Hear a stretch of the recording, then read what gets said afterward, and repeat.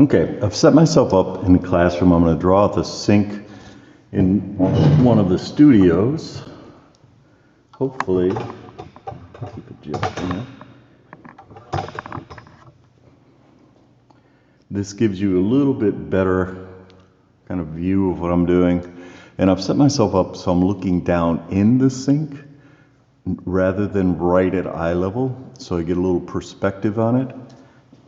And I'm going to start the same way we did with the top of the boxes.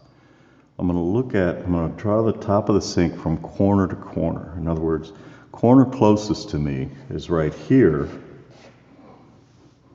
If I go straight across, the other corner is up and over about here. So it's up this much, comparing it to a straight line.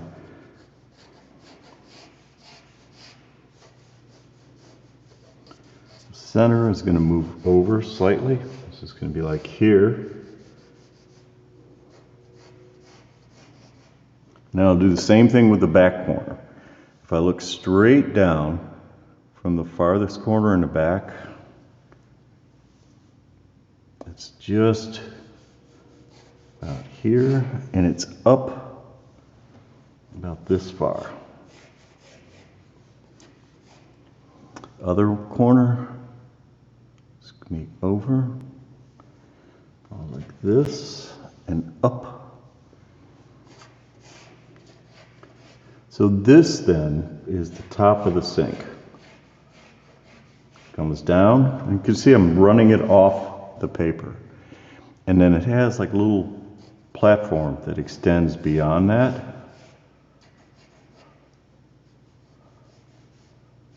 On the back. And then the faucets would be right here. And they're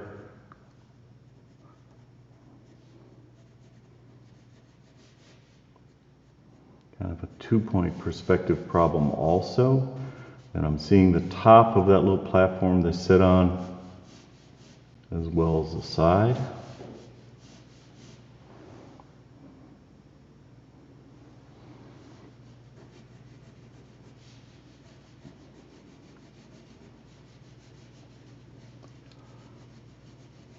So it's going to be complicated, but it's nothing that we haven't done already.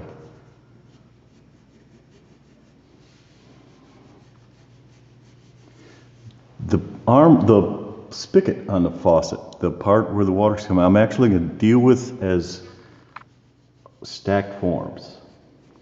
So rather than try to do it just by the edge, I've got the back edge of that coming up here.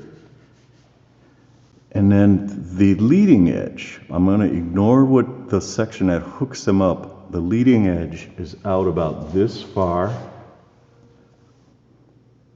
and up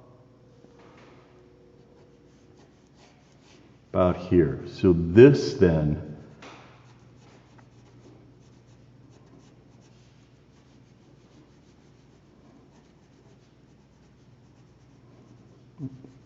is the leading edge. So then I will connect them.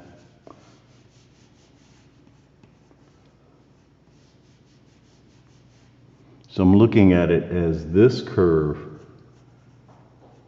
coming in front of this one, and then knock the corners off of it.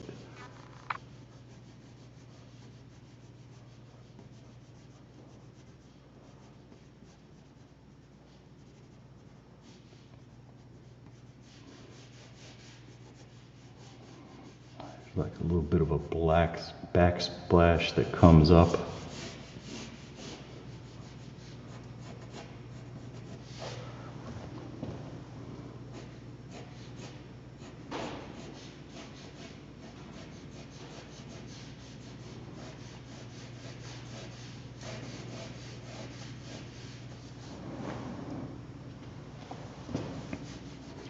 So now I'll start, and then there's kind of like a spray bottle comes up.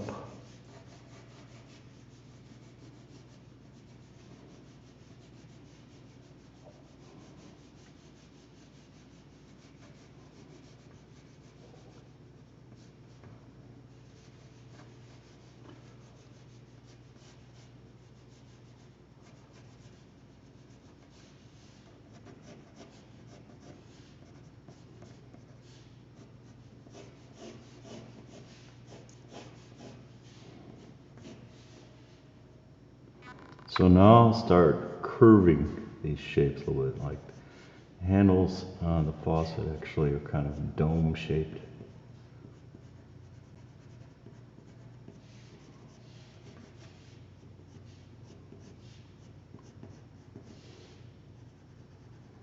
This kind of angles down rather than being such a sharp edged.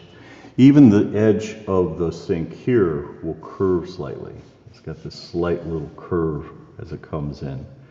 But all that I'm gonna wait to do until it's actually mapped out.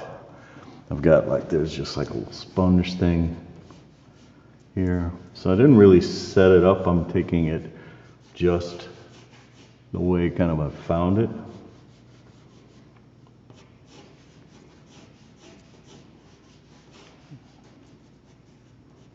Cleanser bottle.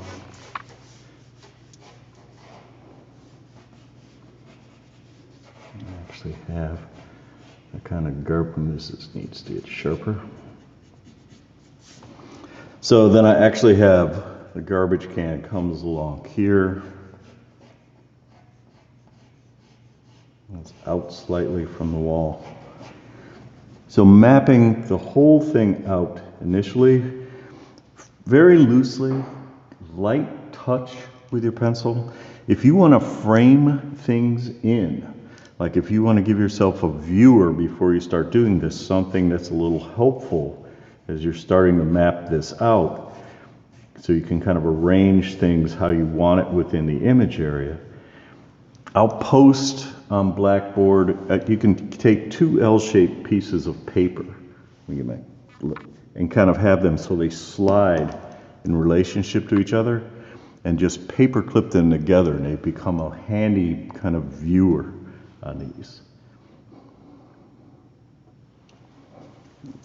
Like I would even bring in here on the wall, and this is gonna, and again, all these, like 2-point perspective, this line, this line, this line, are all gonna come back and meet. So that one's gotta come up somewhere on a vanishing point way off my paper. So the bottom of this gets a little, this paper dispenser, paper towel dispenser, runs back at a slightly shallower angle than this, so it's gonna meet it. Same way as this comes up, the front of the paper towel rack will angle up not quite as steeply, so it'll meet this. So mapping the whole thing out, you've got quite a bit of time on these. I've picked things, most faucets will have a reflective surface. So once you get them mapped out, then it's a matter of going in and pulling in all the reflections, the shadows, all that kind of thing. Don't work too small. There's really no guidelines in terms of what scale you work, but I want to be able to see the detail and that kind of stuff in the objects, so that don't work so small that I can't see what's there and what you're doing with it. And also give yourself some room to put, like on these little faucet handles, there's like tons of reflections bending around that are going to come in.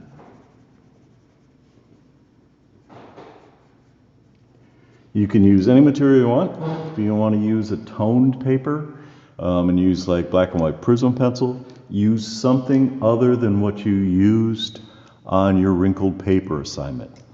And hopefully, if everybody's able to submit their images into the assignment on Blackboard, I will also have you submit your photos for this project the same way.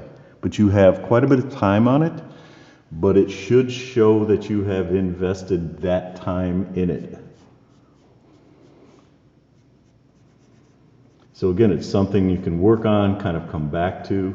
You just want to be consistent in that when you come back in to the bathroom or kitchen or wherever you're working, that you place yourself in the same relationship to whatever it is you're drawing as you were initially. If you have any questions or you have struggle with it, you can either send me kind of a photo of where your work in progress is headed, and I can kind of look at it and give you pointers, pull it up in Photoshop, and kind of draw right on top of your image, and kind of if things need to be shifted around a little bit. Or maybe I can talk you through it if you email me or give me a call. But stay healthy, stay safe.